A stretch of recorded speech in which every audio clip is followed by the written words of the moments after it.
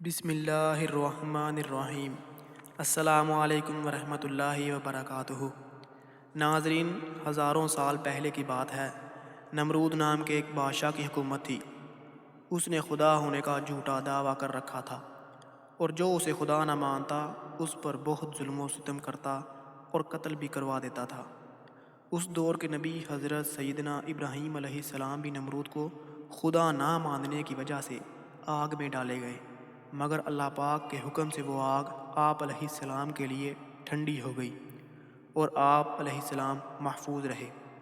قحط سالی آپ علیہ السلام کو آگ میں ڈالے جانے کے کچھ دن بعد سخت قحط پڑا اور کھانے پینے کا سامان ختم ہو گیا۔ لوگ نمرود کے دربار میں جا کر اناج کی درخواست پیش کرتے۔ جواباً نمرود ان سے اپنے خدا ہونے کا اقرار کرواتا۔ جو اسے خدا مانتا اسے اناج مل جاتا، اور جو نہ مانتا اسے خالی ہاتھ جانا پڑتا۔ مناظرہ حضرت سیدنا ابراہیم علیہ السلام بھی اناج لینے نمرود کے پاس گئے۔ نمرود نے پوچھا، تمہارا رب کون ہے؟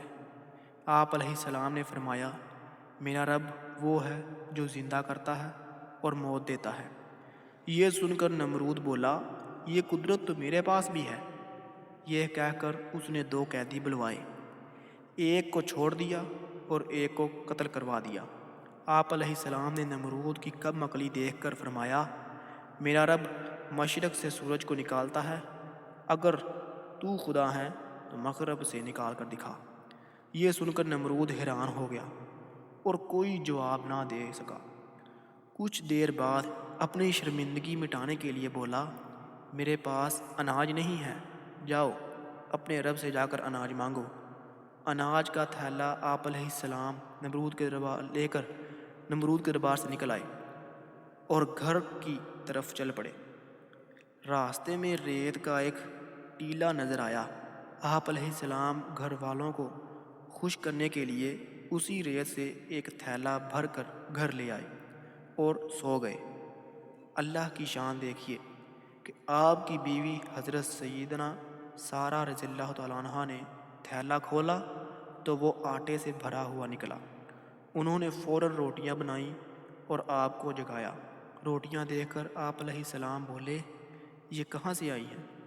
انہوں نے کہا، یہ اسی آٹے سے بنائی ہیں جو آپ تھیلے میں بھر کر لائے تھے۔ آپ علیہ السلام سمجھ گئے کہ اللہ پاک کی طرف سے ریت آٹے میں تبدیل ہو گئی۔ چنانچہ آپ علیہ السلام نے اللہ پاک کا شکر ادا کیا۔ فرشتہ اور نمرود ادھر اللہ پاک نے انسانی شکل میں ایک فرشتہ نمرود کے پاس بھیجا۔ فرشتے نے اس سے کہا، تیرا خدا کہتا ہے کہ تم مجھ پر ایمان لے آ، میں تیری بادشاہت برقرار رکھوں گا۔ نمرود بولا، کون خدا؟ خدا تو صرف میں ہوں۔ فرشتے نے دوسری اور پھر تیسری بار بھی اپنی بات دہرائی، مگر ہر بار نمرود نے انکار ہی کیا۔ مچھر کی فوج نمرود کی اس سرکشی کا نتیجہ یہ ہوا کہ اللہ پاک کی طرف سے مچھر کی فوج نمرود کے لشکر پر مسلط ہو گئی، جس نے لشکر کے تمام افراد کا گوشت کھا کر سارا خون پی لیا اور ان کی صرف ہڈیاں باقی رہ گئیں۔ مچھر اتنے زیادہ تھے کہ سورج کی روشنی دکھائی نہیں دیتی تھی۔ نمرود یہ ہولناک منظر دیکھتا تھا مگر کچھ نہیں کر سکتا تھا۔ نمرود کی پٹائی۔ اس کے بعد اللہ کا کرنا یہ ہوا کہ ایک مچھر نمرود کی ناک کے رستے دماغ میں گھس گیا اور مغز کھانا شروع کر دیا۔ درد کی شدت سے نمرود پاگل ہونے لگا اور اس نے اپنی تکلیف ختم کرنے کے لیے سر پر ڈنڈے لگوانا شروع کر دیے۔ خدا کی قدرت کہ جب سر پر ڈنڈا پڑتا مچھر کاٹنا چھوڑ دیتا، اور جب ڈنڈا نہ پڑتا تو کاٹنا شروع کر دیتا۔ کیفیت یہ ہو چکی تھی کہ جو شخص نمرود کے سر پر زوردار چپت لگاتا وہ اس کا ہمدرد کہلاتا۔